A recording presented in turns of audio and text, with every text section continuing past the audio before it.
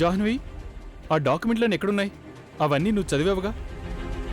Jahnavi, Jahnavi, important points అన్నీ underline చేయమని చేసావా?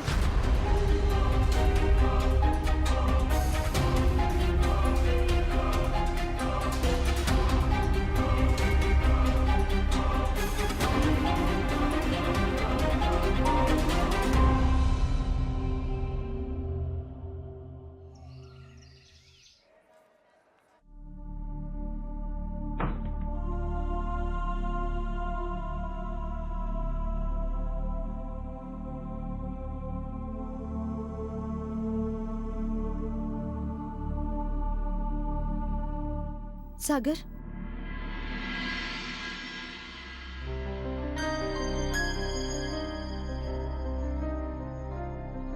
రోజు రాత్రులు లేటుగా నిద్రపోతావు.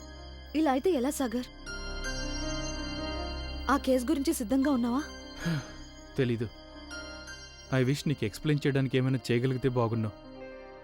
నేను పూర్తిగా ప్రిపేర్ అయ్యానా లేదా అని తెలుసుకోవచ్చు.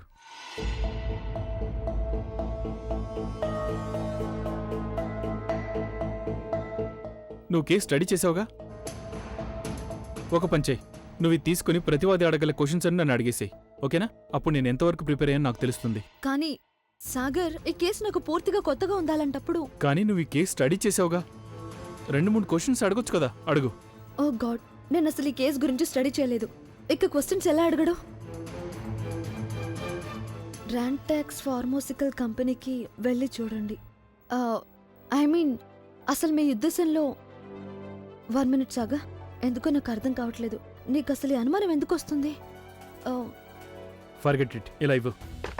నిన్ను అడుగుతూ కూర్చునే కంటే నాన్నగారి దగ్గరికి వెళ్ళడమే మంచిది.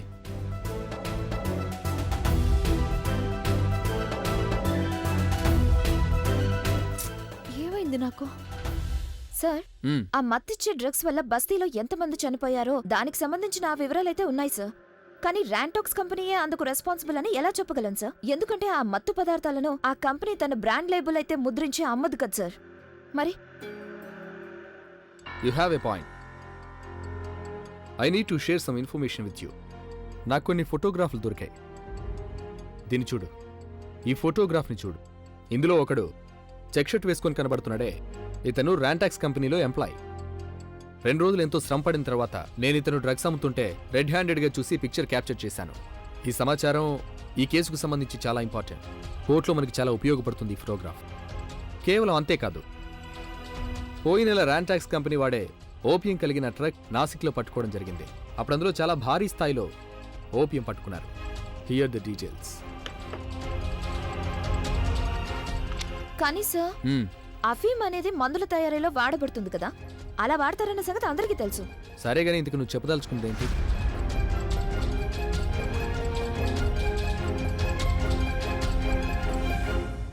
ఫర్ ఎగ్జాంపుల్, దీన్ని ఒకసారి చూడండి సార్. ఇది ఒక బిస్కెట్ ప్యాకెట్. దీని వెనుక స్పష్టంగా రాసుంది ఏ పదార్థాలను ఎంతెంత మోతాదులో వాడతారో, ఎలా వాడతారో అని. అంటే మైదా ఎంత, షుగర్ ఎంత, ఆయిల్ ఎంత అని. అదే విధంగా మెడిసిన్స్ ప్యాకెట్ మీద కూడా తప్పకుండా రాసుంటుంది అఫీమ్ వాడితే కనుక ఎంత మోతాదులో వాడారు అని.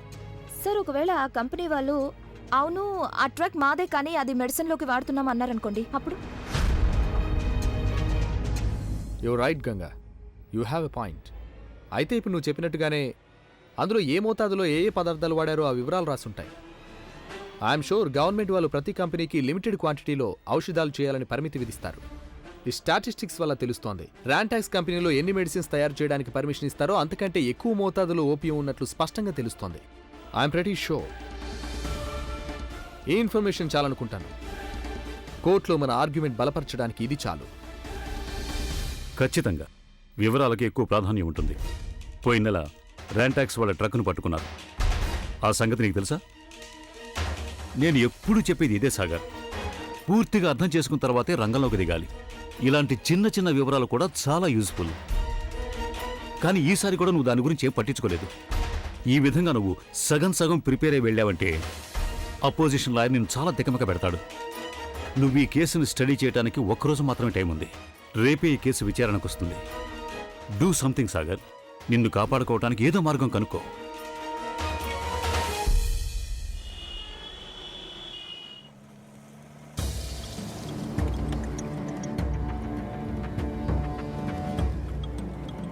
I'm sorry saga.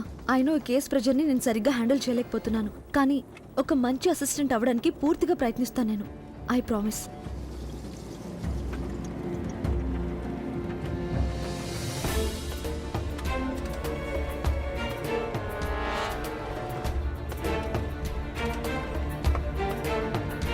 I hope ఇప్పుడు నాకు వీటి అవసరం లేదనుకుంటా. ఇవి వేసుకుంటే చాలా నిద్రొస్తుంది, పూర్తిగా మత్తెక్కిపోతుంది. నేను కోర్టులో అలర్ట్గా ఉండాలి, లేదంటే సాగర్కి ఎలా హెల్ప్ చేయగలను?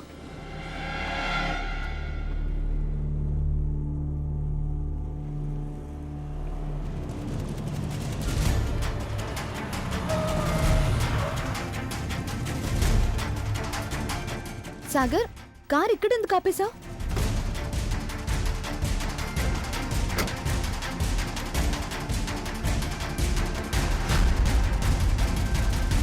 గంగా,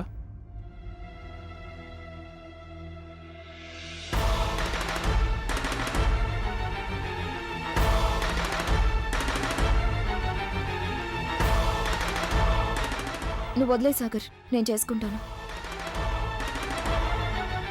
నిన్ను పట్టుకోకుండానే నీ ఆత్మను తాకగలను.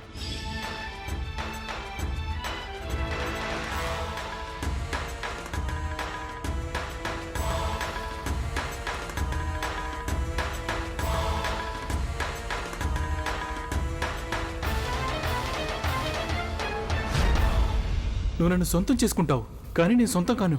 ఎందుకంటే నువ్వెప్పుడు మన బంధాన్ని కళ్ళారా చూసినా అది నీకొక పగిలిన చెల్లా చెదిరిన దానిలాగే కనిపిస్తుంది.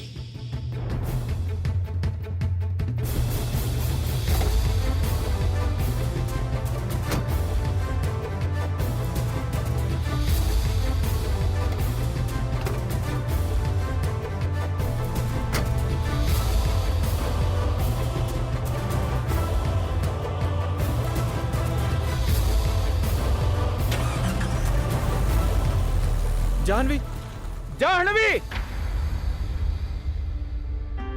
టైం 10 అవుతుంది. 10 o'clock ఈ కేసు స్టార్ట్ అవుతుంది. అది నాకు తెలుసులే. ప్లీజ్, అరే ఆగండి.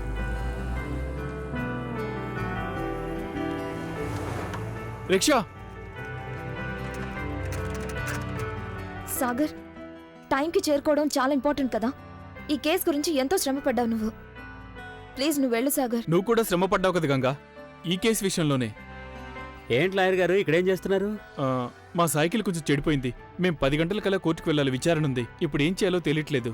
మీరు నా సైకిల్ మీద కోర్టుకు వెళ్ళిపోండి, నేను మీ సైకిల్ బాగు చేయించి నేను కోర్టుకు వస్తాను. నిజంగానా? నిజంగానే. చాలా చాలా త్వరగా ధన్యవాదాలు. వెళ్ళండి.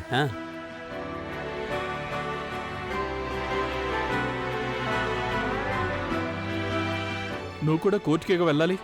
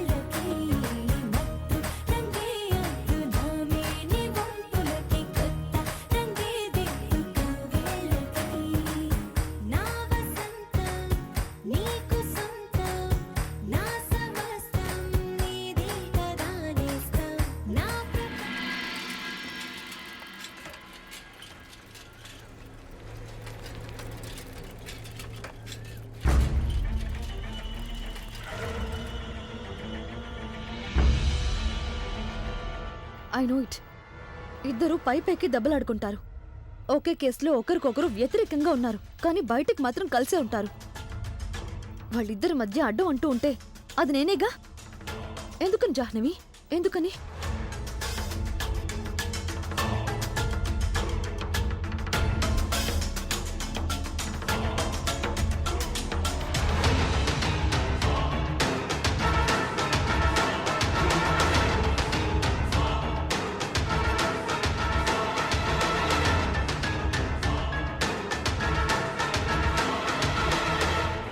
కారు తాళాలు ఇవ్వు.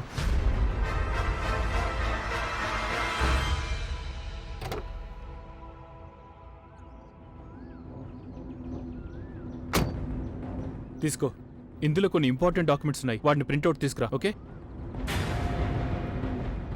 అండ్ ప్లీజ్ కోర్టులో కొంచెం అలర్ట్గా ఉండు.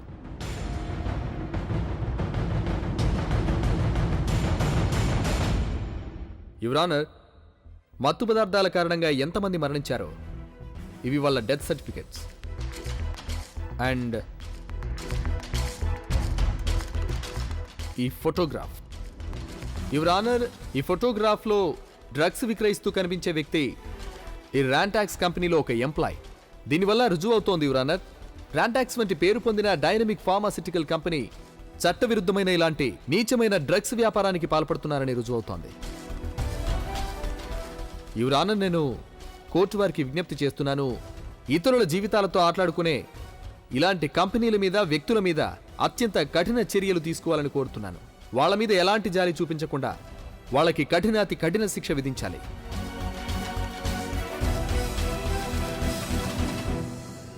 మీరు ప్రతివాది తరఫున ఏమైనా చెప్పదలిచారా? Yes your honour. Mr Ramesh గారు ఆధారాలు సమర్పించి నేరస్తుల్ని కఠినంగా శిక్షించాలని ఎంతో తేలిగ్గా చెప్పేశారు. అయితే నేను ఒకటి అడగదలిచాను. అంత పెద్ద కంపెనీలో పనిచేసే ఒక ఉద్యోగి డ్రగ్ డీలింగ్స్లో ఇన్వాల్వ్ అయి పట్టుబడినంత మాత్రాన ఆ కంపెనీ, అందులో పనిచేసే మొత్తం ఉద్యోగులందరినీ మనం కరప్ట్ అని, నేరస్తులను అనుకోవడం న్యాయమేనా ఇది? యువర్ ఆనర్, ర్యాంటాక్స్ కంపెనీలో పనిచేసే 50 మంది ఉద్యోగుల లిస్టు నా దగ్గరుంది. వాళ్ళ బ్యాక్గ్రౌండ్ మొత్తం కంప్లీట్లీ క్లియర్. వాళ్ళ పనికి సంతోషించి కంపెనీ వాళ్ళకెంతో గౌరవ మర్యాదలు ఇస్తూ వచ్చింది. ఆ లిస్టు నేను కోర్టుకు సమర్పిస్తున్నాను. జాహ్నవి,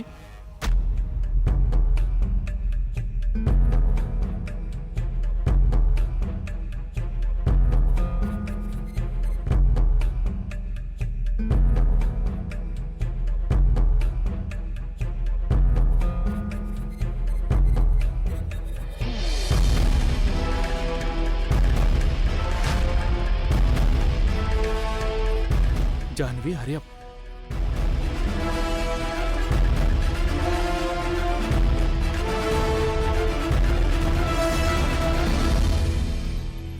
నా వల్ల ఏమీ కావడం లేదు.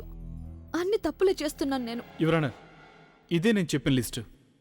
ఒక్క ఉద్యోగి తప్పు అనడానికి జవాబుగా ఈ 50 మంది ఉద్యోగుల పేర్ల రికార్డ్స్. వీళ్ళు ఎన్నో ఏళ్లుగా ఈ కంపెనీలోనే పనిచేస్తున్నారు. మిగతా వాళ్ళకి వీళ్ళ నిజాయితీని ఉదాహరణగా చెప్తుంటారు. తమ కంపెనీలోనే పనిచేస్తున్న ఒక ఎంప్లాయీ డ్రగ్స్ అమ్ముతున్నట్టుగా కంపెనీ వారికి తెలిసిన వెంటనే కంపెనీ అతని మీద చర్య తీసుకోవడం జరిగింది. ఆ వ్యక్తిని సస్పెండ్ చేశారు. దీన్ని బట్టి నా క్లయింట్ గానీ వారి కంపెనీ గానీ ఎలాంటి చట్టవిరుద్ధమైన పనులకి పాల్పడదు అనేది తేట తెల్లమవుతుంది. Thank you. ర్యాంటాక్స్ విషయంలో మీరింకా ఏమైనా చెప్పదలుచుకున్నారా? Yes your honour. Your honour, బెనారస్కి దగ్గరలోని ఒక ప్రాంతంలో ర్యాంటాక్స్ కంపెనీ ట్రక్ని పట్టుకోవడం జరిగింది. ఆ ట్రక్లో భారీ స్థాయిలో ఓపియం దొరికింది, గంజాయి దొరికింది. యువర్ ఆనర్, గవర్నమెంట్ ప్రతి కంపెనీకి ఒక పరిమితి ప్రమాణంలో గంజాయి ఉపయోగించే ప్రీమియం ఇస్తుంది. అది మెడిసిన్స్ తయారీకి ఒక పర్మిట్ ఇస్తారు. కానీ వీరి ట్రక్లో అత్యధిక స్థాయిలో గంజాయి దొరికింది. ఐఎమ్ సారీ మిలార్డ్, నేను మీకు ఒక చిన్న ఉదాహరణతో ఎక్స్ప్లెయిన్ చేయదలిచాను. ర్యాంటాక్స్ కంపెనీకి ప్రభుత్వం 15 కిలోల గంజాయి వాడుకోవడానికి పర్మిషన్ ఇచ్చిందనుకోండి. కానీ ఆ కంపెనీ ట్రక్లో 25 కిలోల గంజాయి పట్టుబడింది. చట్టశాస్త్ర నిపుణుడైన మిస్టర్ చతుర్వేదుల సాగర్ నేను ఒకటి అడగదలిచాను. మరి మిగతా 10 కిలోల గంజాయి దేనికోసం తెప్పిస్తున్నారని? యువర్ ఆనర్, నేను రిపీట్ చేయదలిచాను. నేను చెప్పిన క్వాంటిటీలని కేవలం ఉదాహరణకు మాత్రమే చెప్పాను. అయితే యాక్చువల్ క్వాంటిటీ ఎంతో దానికి సంబంధించి పోలీస్ రిపోర్ట్ని నేను కోర్టుకు సమర్పిస్తాను.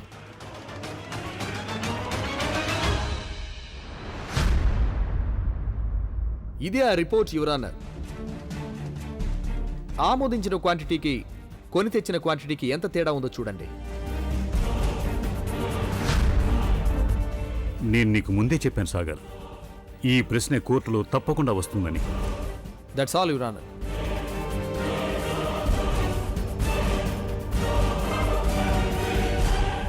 మీరు ఏమైనా చెప్పాలనుకుంటున్నారా? Yes your honour, yes it is true. Your honour, Rantax company truck పట్టుబడింది. అందులో గంజాయి అన్న మాట నిజమే. కానీ నా క్లయింట్ కంపెనీకి స్పెషల్ పర్మిట్ ఉంది. అనుమతించిన క్వాంటిటీ కంటే ఎక్కువ ఉంచుకోగల గంజాయి. ఇదిగో అవే ఈ పేపర్స్. దేనికంటే ఆ కంపెనీ వారు దాన్ని థర్డ్ వరల్డ్ దేశాలకి తక్కువ ధరకు అమ్మడం కోసం. అప్పుడు ఆ పేద దేశాల గంజాని తక్కువ ధరకు కొంటారు కదా, అప్పుడు అక్కడ ప్రజలకి మెడిసిన్స్ తక్కువ ధరకి లభిస్తాయి కనుక. అండ్ యువర్ ఆనర్, ఇది చాలా సింపుల్గా ఉన్న కేసు. నేను ఒక ఉదాహరణ ఇవ్వదలిచాను. యువర్ ఆనర్, సాధారణంగా అనునిత్యం తినే వస్తువులంటే ఈ బిస్కెట్ ప్యాకెట్. దీని మీద ఇందులో ఎలాంటి పదార్థాలు ఎంతెంత వాడాలో స్పష్టంగా రాసి ఉంటుంది. ఎగ్జాక్ట్లీ అలాగే మెడిసిన్స్ ప్యాకింగ్ మీద కూడా అందులో ఓపియం వాడారో లేదో స్పష్టంగా రాసి ఉంటుంది. వాడుంటే ఎంత శాతం వాడారో కూడా రాస్తారు.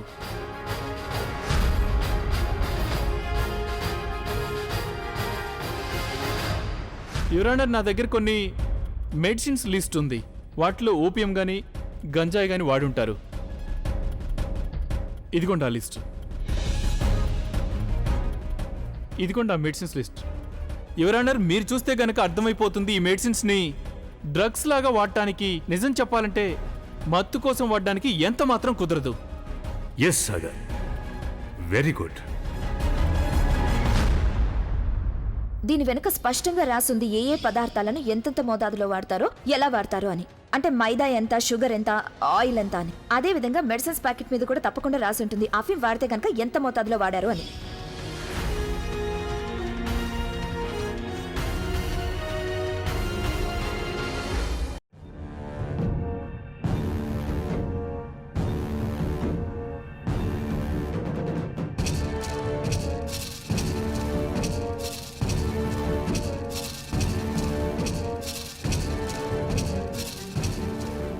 మిస్టర్ రమేష్, మీరు ఏదైనా చెప్పదలిచారా?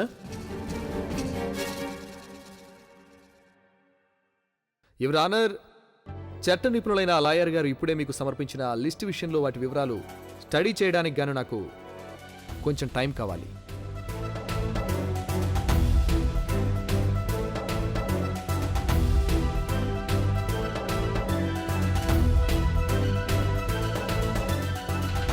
ఈ కేసుపై విచారణ వచ్చే వారానికి వాయిదా వేస్తున్నాం.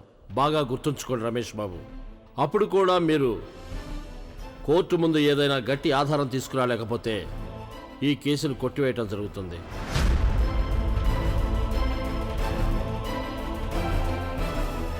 Court is అడ్జర్న్డ్.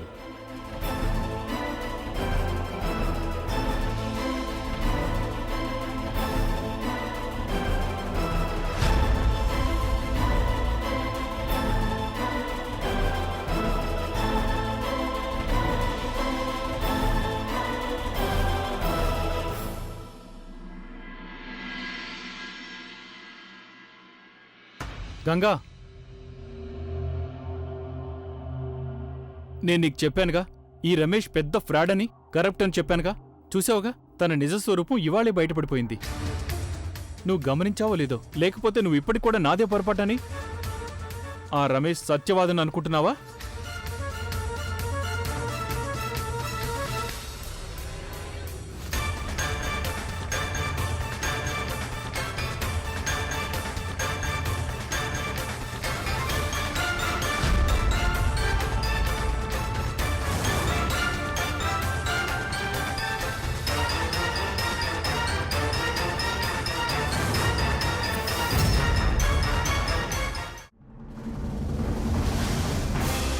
నువ్వేగా అనేదానివి, నువ్వెప్పుడు నా గెలుపుని చూడాలనుకునేదానివి. కానీ గంగా, నీ మొహం చూస్తుంటే నువ్వు ఏమాత్రం సంతోషంగా కనిపించటం లేదు. నేను సంతోషించాలంటే సాగర్, నువ్వు నిజాయితీ పరులకే న్యాయంగా నిలబడాలి. కానీ ఏం చేస్తా, నువ్వు అలా చేయలేదు. ఇవాళేదో నువ్వు గెలిచానని అనుకుంటున్నావు కదా, ఇది గెలుపు కాదు సాగర్, ఓటమి. నువ్వు నేను ఇద్దరం ఓడిపోయాం. నువ్వేమో నిజాన్ని గుర్తించలేకపోతున్నావు. నువ్వు నిజం తెలుసుకోవాలని నేనెంత ట్రై చేసినా నువ్వు తెలుసుకోలేకపోయావు.